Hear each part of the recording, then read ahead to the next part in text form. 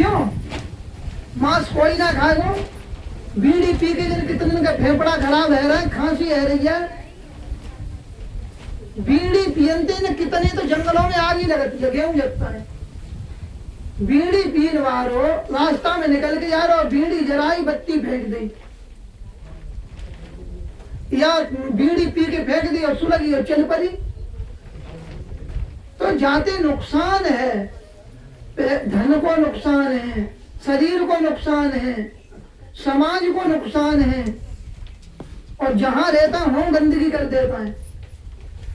जहां बीड़ी पियत हूं वहां आप देखिए निरी बीड़ी का फुचड़ा पड़े होंगे सब में। पुड़िया लोग खाता है उन्हें घर में आप देखिए पूरी दीवारें रख देता थूक थूक के। तो हमें जो त्यागने योग्य है वो त्यागना चाहिए। घर में कोई खत्म है जाए तब वो भगवान नाम जपना चाहिए। कायदा तो ये कहते है घर को सदस्य जैसे खत्म करो तो बाको हम अपने मानते हैं।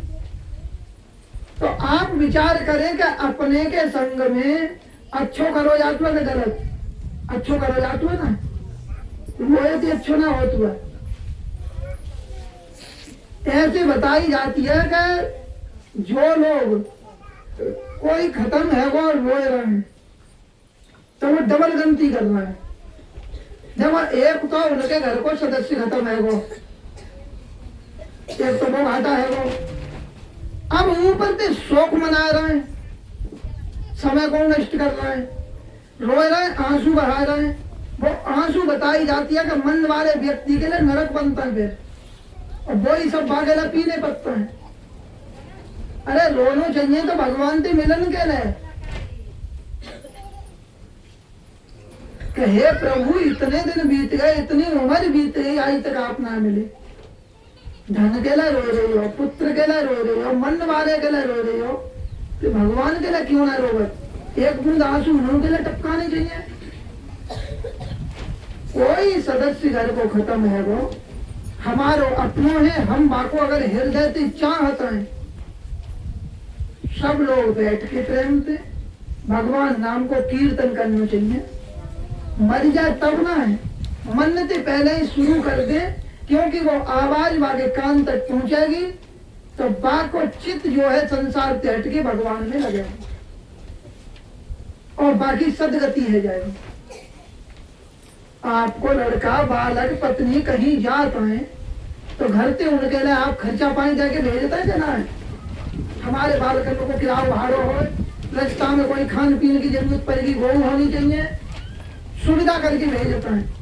तो जब तुम्हारे घर को सदस्य जाए रहो है, जीवन भर आपके लिए उनने काम करो, पैसा कमा के दो, शरीर से घटनी घटी और अंत में आप बाके लिए नरक बना रहे हो। घर भर बैठ के हरे राम हरे कृष्ण महामंत्र को जप करना चाहिए और उनको लगाए फूंक के, ताकि बाद में कोई संत महात्माओं को या कोई विद्वान को बुला के उनके नाम से गीता पाठ रामायण पाठ करना चाहिए कि हे प्रभु जो हमारे घर को सदस्य गौ है यहाँ से बाके खर्चा के लिए या बाकी सदगति के लिए या बाकी सुविधा के लिए हम ये धर्म को अनुष्ठान कर रहे हैं, जाते बाकी आत्मा को शांति मिले, क्योंकि वो हमारो है। जेल में व्यक्ति जात हुआ तो पैसा भेजा जाता है, जमानत कराई जाती है, मिलाई करी जाती है, क्योंकि बाको दुख ना हो। और जा दिन छूटे होता दिन सब ले लो, ये तो है बाको यहाँ हिस्सा में, लेकिन वो तो तुम्हें सब कुछ देके चलोगे जो कुछ हो सो, और सब देके चलो हो तो बाकेला गीता पाठ रामायण पाठ भागवत पाठ सत्संग करना चाहिए। समझ में आई बात ना आई? तो रोनो धोनो ना, रोनो है तो भगवान के लिए। रामायण में कहिए कि जो मेरे लिए एक बूंद आंसू बहा देते है तो बाके लय में करोड़ों समुद्रों के समान सुख प्रदान करता हूँ। जो मेरे तरफ को एक कदम बढ़त तो मैं भागे तरफ को 7 कदम बढ़तू।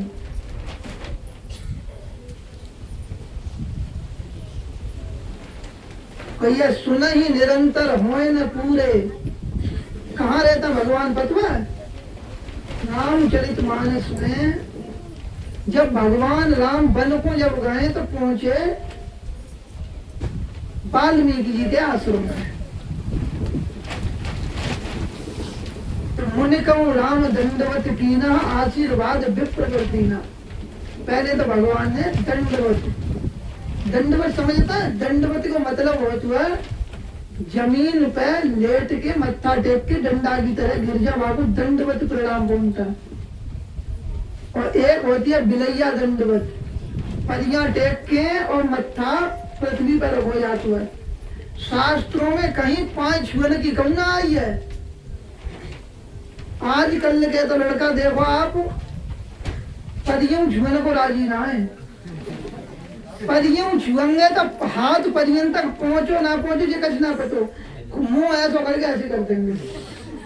क्योंकि मूड पे रखो है पाप।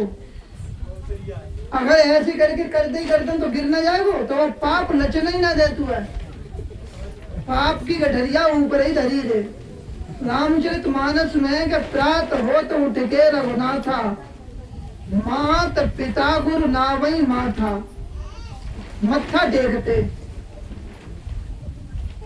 मुनि कहूँ राम दंडवत कीना, डंडा की तरह प्रणाम करी। अध्याय 4 में श्लोक 34 में गीतों में यही बात कही है। तत्विद्धि प्रणिपाते न परिप्रश्लेन सेवया उपदेशन्ति ते ज्ञानम ज्ञानिन तत्त्वदर्शिनः। अर्जुन ने पूछी कि प्रभु ये धर्म को उपदेश आज आप कर रहे हैं, आपके जान के बाद फिर कहाँ जाओ? ये कलयुग में धर्म के अनेकों चौराहे है जाएंगे, तो ये शिक्षा कहाँ से ली जाए साधना की? तो कहिए किसी तत्वदर्शी महापुरुष की शरण में जाओ, उनको दंडवत प्रणाम करो, उनकी टूटी फूटी सेवा करो जैसी बन पड़े, और फिर उनसे अपनों प्रश्न करो जो तुम्हें बात कहनी है। और फिर वो महापुरुष तुम्हारी क्षमता के अनुसार उपदेश करेंगे, और वह उपदेश के अनुसार फिर आप आचरण करो, तब वो तत्व की प्राप्ति होगी। तो दंडवत प्रणाम की बात कही गई है। तो पहले हमें शिष्टाचार सीखना चाहिए। तो वहां जगह जब भगवान ने प्रणाम करी ताकि बाद फिर भगवान ने बूझी कि प्रभु हम ले कहाँ जगह? वन में हम आए 14 वर्ष के लिए, तो हम कहाँ जगह विश्राम करें, कहाँ समय काटे? तो वाल्मीकि जी ने बूझी कि आखिर आप हैं कहाँ ना, वो जगह बताओ पहले।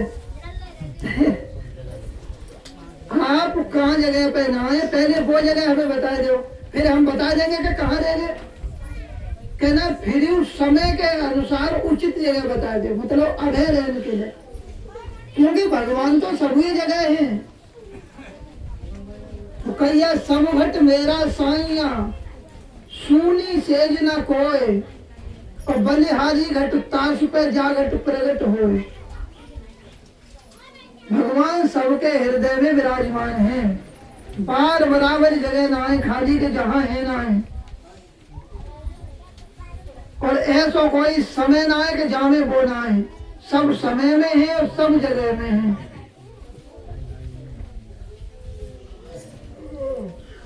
तो भगवान ने कही कि समय के अनुसार कोई उचित जगह बताओ। तब वाल्मीकि जी बता रहे हैं कि सुन ही निरंतर होए न पूरे, तिनके हृदय में तुम निवास करो। भगवान की कथा सत्संग की वार्तालाप को निरंतर सुने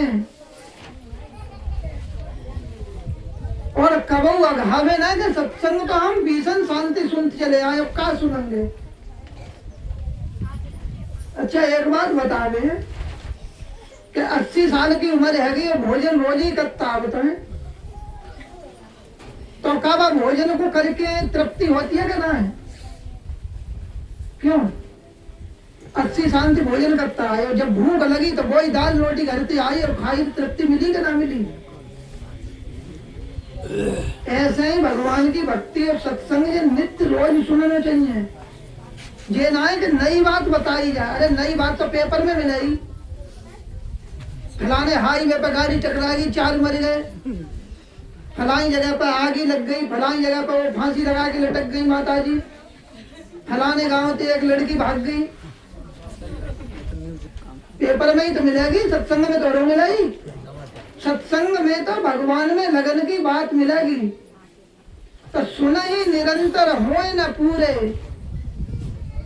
निरंतर सुने, उनके हृदय में आप निवास करो।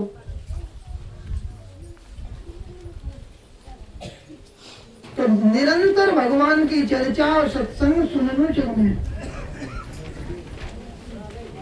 तुम्हें निवेदित भोजन करही, तुमको समर्पित करके जो भोजन करे, तुमको समर्पित करके वस्त्र आभूषण को पहने, उनके हृदय में आप निवास करो। जननी सम जाने पर नारी, धन पराऊ विष्टे भी सुभारी। सब माताओं में अपनी माता के समान देखना चाहिए, पराये धन को विष के समान देखना चाहिए। उनके हृदय में आप निवास करो। तो जिनके कपट, छल कपट, दंभ पाखंड ये सब ना है, भगवान को स्मरण करता है, भगवान को भोग लगा के भोजन करता है। वाल्मीकि जी कह रहे हैं कि उनके हृदय में आप निवास करो। तो हमें अपनी गलत आदतों को छोड़ के भगवान को भजन करना चाहिए। नव वस्त्र लेके आवे तो वो पहले भगवान को समर्पित करके तभी पहनना चाहिए। घर में पूजा घर है, भगवान को भोग लगा के भोजन करना चाहिए। यहाँ तक बताइए शास्त्रों में कि जलू पिए जाए तो पहले गिलास पकड़ के पहले भगवान को समर्पियामे और फिर पी ले। थाली आगे आई कि भोग लगा बस पाए। कुछ लोग भोग कैसे लगाता बतुआ हमने देखे हैं। कुछ लोग भोग लगाता है, थाली आगे आई या दावत में कहीं पाए रहे हो तो थोड़ा सा वहां में तोड़ के सब्जी लेके जमीन पे धर देता है, अवै कहीं चढ़ा दो। अब हम तो खाएंगे थाली में, भगवान जमीन पे खाएंगे। और सो अलग निकाल दो, क्योंकि वो नीची जाती देखो झूठो ना है जाए। भाई थाली आगे आ गई हमारे हाथ में, जल ले, कोई मंत्र ना जान तो भगवान को नाम लेके समर्प्यामे और प्रभु आप भोग लगावे, प्रणाम करिए। अब वो भोग लग, सभी भोग लग गो, अब वो प्रसाद बने गो। अब भगवान को प्रसाद आप पाए लो। जमीन पर भोग ना लगाना चाहिए कि हम कुत्ता की तरह कोरा भगवान के डाल दें। पूरी थाली समर्पित कर दो, आप ही की है, और भगवान को नाम लेके पाए चलो। समझ में आई बात? अब हर 11 तारीख को सुना करेंगे, एक ही दिन हम सब थोड़ा पढ़ा देंगे।